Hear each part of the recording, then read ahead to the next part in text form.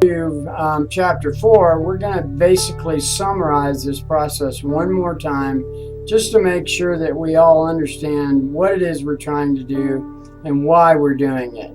So to summarize the process, make it your work habit to check your emails only 3 times a day. And what we're trying to do is avoid falling into the trap of checking your emails every time you sit down to your desk. And that's extremely important, 3 times a day. Now, 2 is it's a proven fact that we know emails can waste a lot of time in regards to our day. So what we want to do is, rather than waste our time at all through the day, let's allocate a certain amount of time 3 times a day in which to focus on that aspect of the work. So we're basically saying we're going to check our emails in the morning, the midday, in the end of day to focus or basically do something on the emails that are in your inbox. And as well as those you need to actually initiate as part of your daily routine, because you're going to create emails that you're requiring information from that may not be applicable to all your incoming mail, but you need to do anyway. And the third thing is let's start looking at how we copy each other and forward emails to each other. As we learned in the historical perspective, one of the things that we're missing today that we used to do 20 years ago was we had a lot of peer review, meaning your project manager and your administrator were in with you as a team to respond to the needs of your communications. However, with emails, we don't have all that peer review. And as a result of it, in order to inform your project manager, hey, this is what I'm doing, you just end up copying. And you end up copying 2 or 3 other people. And some people are really bad about it, and they'll just copy the whole world just so that, they don't have to worry about missing something. But really, the more you copy other people, the more they're going to end up copying you, and the more spam you're going to get in that email. And, and I put down here, even though it may have nothing to do with your work, well, a lot of those copies that you're getting aren't really associated with what you're doing. They're just doing it to cover their ass. So what we're trying to do is think about that a bit. How many pieces of correspondence are you getting in your email that have nothing to do with you? And you can easily develop a form letter that basically says, thank you very much, I've received your email. I see that it doesn't have anything to do with me per se, unless you have other thoughts. And so therefore, we've just filed it away. Bing, or something similar to that. Just saying, basically, I got it. It looks like I don't need to do anything. See you later. And hopefully at some point in time, you can reduce the amount of internal spamming you're doing within your own organization.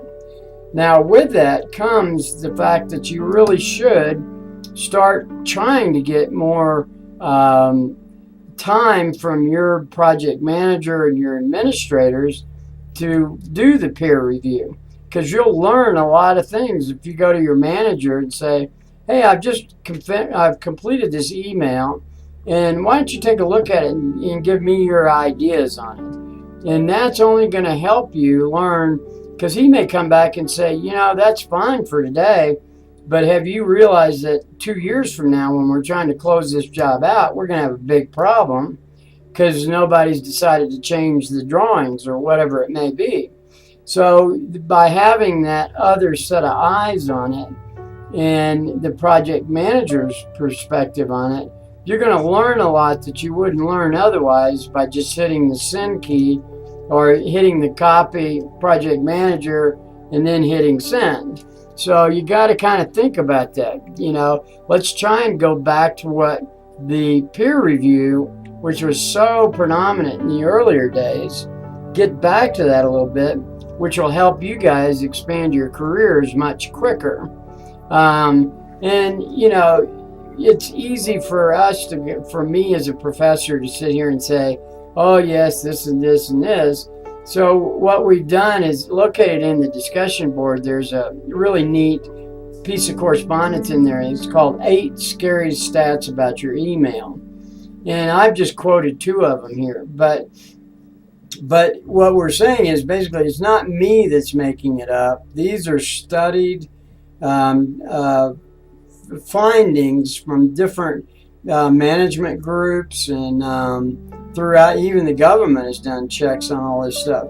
So stat number 1 basically says we're not all that good at multitasking.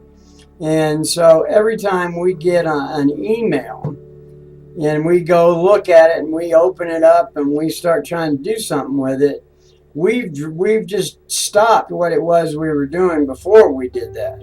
So, and it generally, after you finish doing whatever you need to do with that one email that you decided to check on, about, it's going to take you a good 5 minutes to get back into what you were doing before, if you even get back to it, because it's distracted you. And it's no different than what we run into in labor productivity. And it's our jobs to manage labor productivity. So if I've got a crew of people and they're running 3/4 inch conduit and racks straight down a run that's 500 feet long, if I stop them just because I think they, I got a little question here, I've now just taken that whole group and disrupted them.